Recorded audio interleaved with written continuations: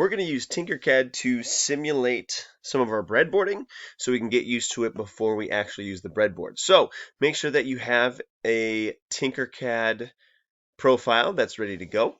I'm in just my normal little profile space, so I'm going to go up to where my picture would be, and I'm going to go to New Design, and I'm going to pick Circuit. So we're going to be able to get our breadboards and our resistors and all that good stuff that we need. Now, the one that I'm using is in the 1.2, I believe 0.3 simulation. So we're just going to kind of follow along with that piece. So I'm going to change my components to all so I can access all the things that I need. And I'm going to go to breadboard first. Let's just pull a small breadboard into our space. And let's move this thing in. And I'm going to hit R to rotate it a few times. Maybe zoom out a little bit. Okay. Next up, let's get our power source, power supply, and kind of stick it up here for right now. According to our image, we have a voltage of 9, and the current actually does not matter right now. Let's get the rest of our stuff. So we also need a resistor that is 330 ohms. So let's change that right off the bat, 330 ohms. We need a switch or a push button. I'm going to pull that thing in. And we're going to need an LED. I'm going to pull that guy in. Okay. So let's get it going. Now, just like our classic breadboards, I need to get power from my power supply to this whole side. So just so we're consistent, let's grab a red wire, and I'm just going to connect those two pieces together. So once I turn this on, this whole thing is going to be powered up.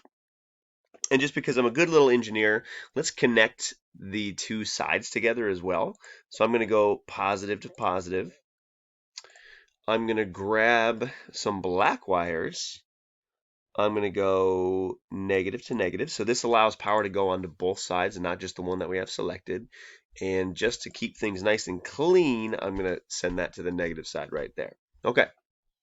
So first thing is technically all of our power is chilling over here on this far right side. So I'm going to grab a red wire and I'm going to bring it into the breadboard. So if I click from here to here, what that means is my electrons are going to flow from the power source into the red wire, and all of row 3 is powered up now. Now in our schematic diagram, the first thing that's hooked up is going to be our resistor. So let's go ahead and make sure that starts in row 3, and it looks like it ends in row 7. So our electrons are going through the resistors, and we have row 7 powered up currently. In our schematic diagram, it looks like we have a push button or a switch. Now what's kind of confusing about our switches is I actually need to rotate this 90 degrees. If you highlight these, it says terminal 1 A and B, terminal 2 A and B. The same number needs to be like above and below with each other. So if I click on this and hit R a few times, then I've got 1 and I've got 2. So that power will flow through 1 and through 2. So I'm going to zoom back out, pan over a little bit, and let's move that. Not really a good spot to hook it up, so I may have to bridge that middle gap right there, which is fine because this is bringing power onto this side. So we've gone through 7, we've gone through our switch, and then it looks like 9 is powered up now where our electrons are going to go. So let's put in our LED. Now if we highlight these, we see anode and we see cathode. Remembering that the long leg is the anode, which is kind of showed by that bent line right there, and the cathode is the negative side. So we always want the anode to go first, which means I may need to rotate this around like so. So then I can plug this into 9, and then it goes into 10. So again, follow our electrons. We're going from the power source through the red wire, through this wire, into row 3, through my resistor, into row 7, through my switch, into row 9, and then through my LED into row 10. Now the last thing we need to do is make that a full circuit. So I'm going to grab my wire, doesn't matter what color, and I'm going to connect that to the negative lead so then we can get out, right? So it's going from the LED through our wire out that negative side. And if everything works, we should be able to press our button and get our LED to light up. So let's do it. Hit start simulation. And you see that our power source turns on with 9 volts, which is good. We don't have any current because we have an open circuit because of this switch. But if I click on the switch, hey, our little bulb lights up, and notice how we have kind of a spike in current there. That's a good thing. Okay.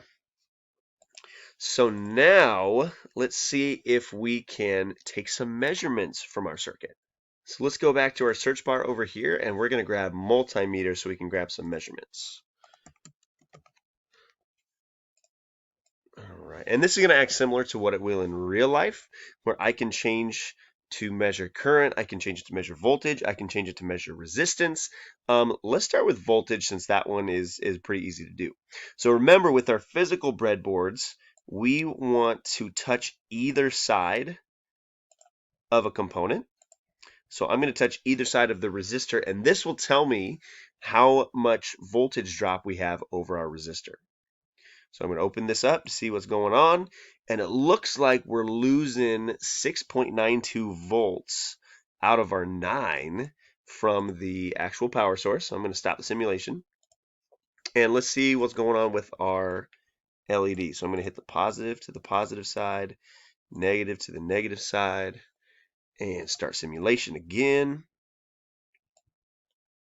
And we've got 2.08 volts, which is good. So we know that everything is kind of adding up. All right, so that's voltage. That's nice and easy. Current is not very easy at all. Remember, we need to break the circuit in order to take that measurement. So let's say I want to figure out how much current is going into my resistor. What I'm going to do is I'll probably get rid of this, and I kind of need to rotate this a little bit. So I'm going to go like so. So this is not actually in one of our nodes. And I'm going to connect the positive lead into here. And I'm going to connect the negative lead to my resistor. Remember, for current, you need your electrons to pass through the meter itself. So my electrons are going to go through the red, into my multimeter, out of my multimeter, and into the resistor. So let's change this to measure amperage, and let's start it up. Okay. Nothing yet. That's good. Let's open up our switch. 21.0 milliamps, which is good because it's a series circuit, which means that it needs to have the same current all the way through. But it's a good little double check.